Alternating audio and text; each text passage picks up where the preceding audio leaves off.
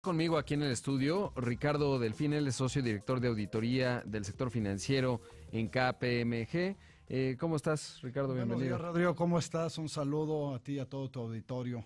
Oye, pues la otra semana para justamente el próximo jueves, pues ya estaremos allá en la convención bancaria. Se va a hablar mucho justamente del sector financiero.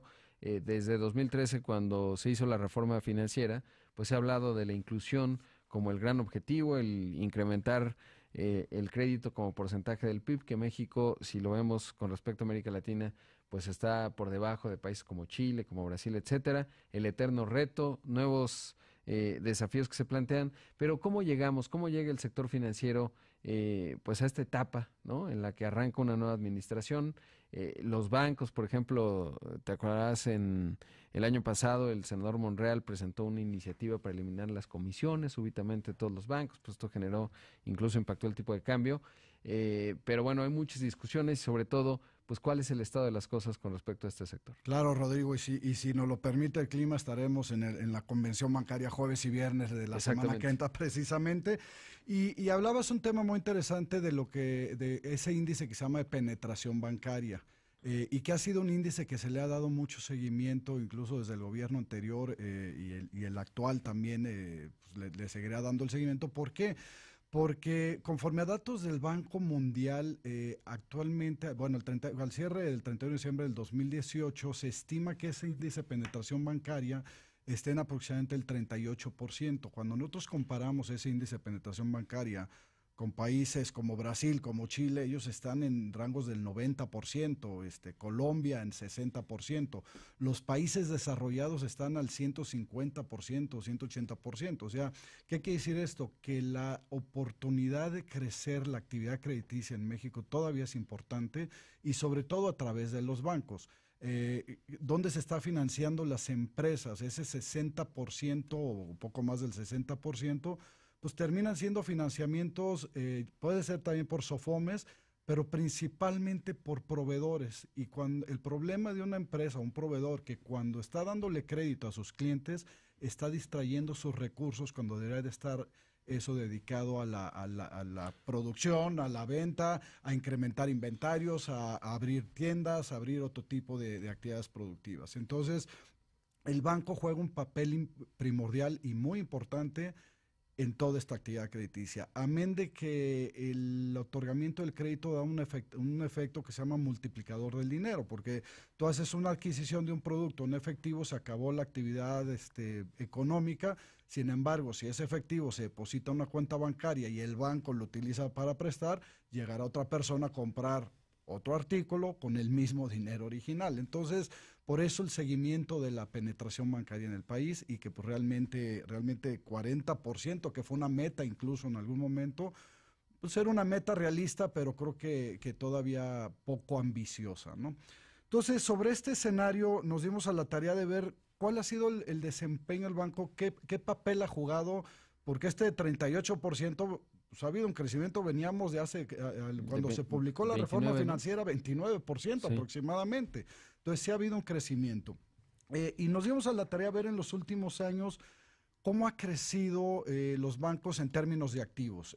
Y considerando que los productos internos brutos, los crecimientos han estado entre el 2 y 3% en los últimos años, nos encontramos que lo que son el portafolio de crédito de los bancos sí tuvieron crecimientos de doble dígito, principalmente del 2014 para acá, o sea, algo muy por arriba del Producto Interno Bruto. Y si bien es cierto, en los últimos 2 años se desaceleró un poco porque tuvieron crecimientos en promedios del 9%. El 9% es pocas industrias crecieron un 9%, ¿no?, en el país en los últimos años. Pero lo más importante es la canalización de esos créditos, porque recordarás a inicios de este siglo, pues realmente la actividad crediticia fue muy baja. Las condiciones económicas, legales no estaban en el momento óptimo y sin embargo ese crédito se destinaba principalmente pues, a financiar al gobierno, a otras instituciones financieras. Fue más o menos en el 2005 que empezó a haber otra vez actividad crediticia importante. Quedó, ¿no?, una cicatriz grande, ¿no? En el 94 se daba mucho crédito al consumo, el crédito, pues apenas estamos alcanzando los niveles del 94, pero claro, con criterios que evidentemente no fueron sostenibles, y eso generó que, bueno, una reconfiguración de la banca, obviamente, pero además, pues mucha aversión al riesgo, que ahí la llevamos, ¿no? O sea, digamos, ya se ha ido recuperando. Nos dejó una lección muy fuerte en la banca, la crisis del 94, y sobre todo, tú lo mencionabas, se daban créditos con poco análisis, pero también le sumas en aquel momento una depreciación importante del peso, y muchas empresas estaban financiando en dólares. Pero cuando tú juntas crecimiento, tasa de interés, depreciación del peso, una debilidad de la banca, era la tormenta perfecta. Entonces dejó mucha aversión a tomar créditos por los empresarios, por las personas, etcétera. Pero llega un momento en que te alcanza, digo, no hay dinero más caro que el que no existe. Digo, no a las tasas del 100%, ¿no? Pero no hay dinero más caro que no existe. Llega un momento que esa necesidad crediticia te lleva a buscar tú mismo el crédito, ¿no? Y es lo que hemos encontrado precisamente en los últimos años. Ahora ya la banca, la que hubo en el 94, la que hay hoy, es totalmente diferente. Es una banca bien capitalizada, es una banca que tiene buenos índices. Incluso el 2008, ¿no? Cuando viene la crisis fuerte en Estados Unidos, a México, digamos, pues todos los créditos, pienso en los hipotecarios, pues son a tasa fija, es decir, ya la banca mexicana se aprendió la lección del 94 y campeamos esa enorme recesión en Estados Unidos, que repitieron el error de nosotros, ¿no? Exactamente. Y es que la crisis precisamente del 2008 nos tomó a nosotros ya con una lección aprendida bastante fuerte. Y de hecho, la crisis del 2008, pues no hubo bancos que tronaron aquí en México, que se fueron a la quiebra. Cuando tú veías bancos en Estados Unidos, en España, en Europa, que bueno, ya parecía que era la noticia del día, cuál banco va a colapsar. Precisamente yo revisaba los índices con los que se entraron en el 2007 a esa crisis, y por ejemplo un índice de solidez del banco es ese índice de capitalización, que la Comisión Bancaria le ha dado mucho seguimiento a los mismos, y al inicio del 2007 la banca mexicana entró con un índice de capitalización del 17%, cuando la banca europea entró a esa crisis con índices de capitalización del 10%. Oye, el capital a veces quien dice es mínimo necesario, ¿no? En ese entonces los acuerdos de Basilea I indicaban que el índice de capitalización mínimo debe ser un 8.5%, y estaban ellos más en la raya. Entonces, aquí además de ese índice de capitalización sólido, tenían coberturas de reserva, vamos a llamarle el guardadito que tenían que hacer los bancos para hacer frente a una cartera morosa. Y tenían coberturas del cercano a 2 veces su cartera vencida. O sea, los bancos podían enfrentar en un escenario catastrófico que no pagara nadie la cartera vencida, podían pagar eso y otro tanto más, y además tenían otra capa de protección que era índice de capitalización. Entonces, realmente tomó a la banca en un buen momento de solidez. Ahora, hay quien dice, y tiene sentido, que cuando tienes una banca demasiado sólida va en contra del crecimiento, porque es muy caro otorgar un crédito cuando tienes que tener reservas de 2-1, cuando tienes que tener índices de capitalización del 16%, pero a pesar de ello, saliendo de esa crisis, hubo un dinamismo de la banca y con un crecimiento, ¿no? Y sobre todo, con esta penetración bancaria vemos todavía mucha oportunidad de crecimiento. Yo creo que la banca debía seguir creciendo sus activos, apoyando al sector productivo, que hoy precisamente la composición del portafolio de crédito, una muy buena parte de ese crédito está a las empresas, a las pymes, y luego a financiar a las familias mediante consumo y vivienda, que han tenido crecimientos de doble dígito a través. Gran reto, pymes. Que es el gran reto. Ahora, ¿cómo ves dos factores de crecimiento? Por un lado, lo que siempre mencionó la banca desde 2013 y ya ha mencionado, que es el Estado de Derecho en función, por ejemplo, de la ejecución de garantías, ¿no? Ese es uno. Y dos, la tecnología. Es decir, ahí van a presentar CODI, ¿no? Esquema de sistema de pagos por medio de códigos QR que desarrolló el Banco de México junto con las instituciones financieras.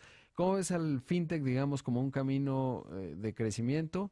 Y por otro lado, el tema del entorno jurídico en el que se mueve la banca, que ha sido siempre la misma queja, ¿no? Si el riesgo de que te pueda cobrar pues es muy alto, porque luego vienen las comparaciones, ¿no? Ahora que fue la discusión de Ricardo Monreal, pues decían, no, pues es que en España ganan tanto y en Estados Unidos, sí, pero en Estados Unidos, pues, si tú dejas de pagar, van y te quitan la casa bien rápido, ¿no? Sí. En México tardan unos 2-3 años por lo menos, y es caro los abogados.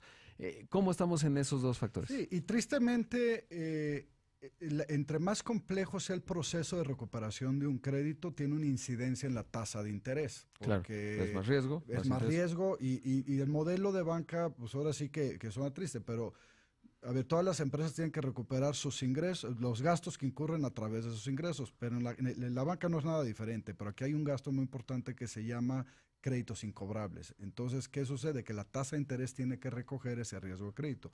Y la realidad es que si bien ha habido avances en los procesos de recuperación de garantías, en los procesos de recuperación, no estamos en niveles óptimos. Tú comentabas ahorita un dato a 2 años, coincido plenamente, adjudicar una casa en México te puede tomar a veces hasta 2 años y después viene el proceso de la venta, ¿no?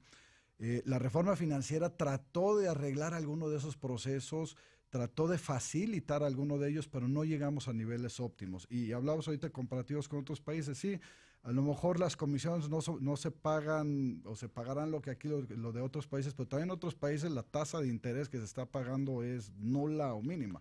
En dólares la tasa pasiva, lo que le pagan a los ahorradores, híjole, el que consigue el 1% está en la gloria. Es un ganador, claro. Es un ganador. Sí, sí. Aquí CETES está más o menos al 8%. Entonces, también el modelo es diferente. Se debe de trabajar, si queremos irnos a comparables, se debe de trabajar precisamente en también tener procesos eficientes de ¿cómo se llama?, recuperaciones de crédito.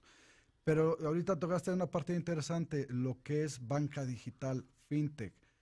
El banco que no logra entender los nuevos consumidores a través de atenderlos en banca digital, pues tiene el riesgo de quedar fuera. No va a desaparecer la banca tradicional de sucursales, esa va a seguir existiendo, pero siempre los nuevos entrantes, los millennials, el bono demográfico que tiene México, se comunican a través de redes sociales y hacen sus transacciones a través de redes sociales. Entonces, en la medida que los bancos entiendan cómo comunicarse con ellos, y la fintech está haciendo una labor importante, logrará estar en lugares óptimos. Ahora, la fintech puede ser a través de un nuevo modelo de negocio de colocación y generación de créditos, o puede ser también un canal de distribución. Y muchas veces me han preguntado, bueno, ¿y la fintech es competencia de la banca? Y yo digo, no, es una aliada de la banca. Deben de trabajar juntos y deben de manera conjunta lograr esos nuevos productos y lograr a esas nuevas personas que están entrando a la banca, ¿no? La fintech tiene un tema muy particular y es algo que estamos muy carentes en el país, educación financiera. Por supuesto. ¿Por qué? Porque en el modelo de la fintech, sobre todo el crowdfunding o lo que llaman los sistemas colectivos de financiamiento, tú decides dónde vas a invertir el dinero. Entonces, en lugar de abrir una cuenta de cheques, una cuenta de ahorro, tú vas y dices, yo voy a decidir a quién le quiero prestar, estos 5 amigos. Sin embargo, hemos visto mucha historia en México a través incluso empresas que semi-reguladas o que parecían formales, no se tomaban buenas decisiones. Ahora el tratar de entender lo que es un riesgo de crédito, diversificación es complicado. Yo creo que también nos falta mucho tema de educación financiera desde las básicas. Los países desarrollados desde primaria le están enseñando a los niños qué es una cuenta de cheques, qué es una tarjeta de crédito, cómo abrir una cuenta, cómo es un cargo y un abono, etcétera, temas básicos, y ya cuando entras a prepas, universidades, pues ya están viendo el interés compuesto, más por lo menos. De interés compuesto, simple, y creo que es algo muy importante y que nos falta en el país esa educación financiera. Ricardo, pues un gusto tenerte por aquí, gracias, pues interesante, seguiremos hablando de la banca, este tema del fintech también, ahí están los cubos financieros, Play Business, pero también por supuesto la banca que ha ido haciendo adquisiciones también interesantes, no va integrando. Gracias por estar aquí. Te agradezco mucho, Rodrigo, y los invitamos a visitarnos en la página kpmg.com.mx o mandarnos un correo a asesoría@kpmg.com.mx. Gracias. Gracias. Ahí escuchamos a Ricardo Delfín, socio director de auditoría del sector financiero en KPMG. Vamos a hacer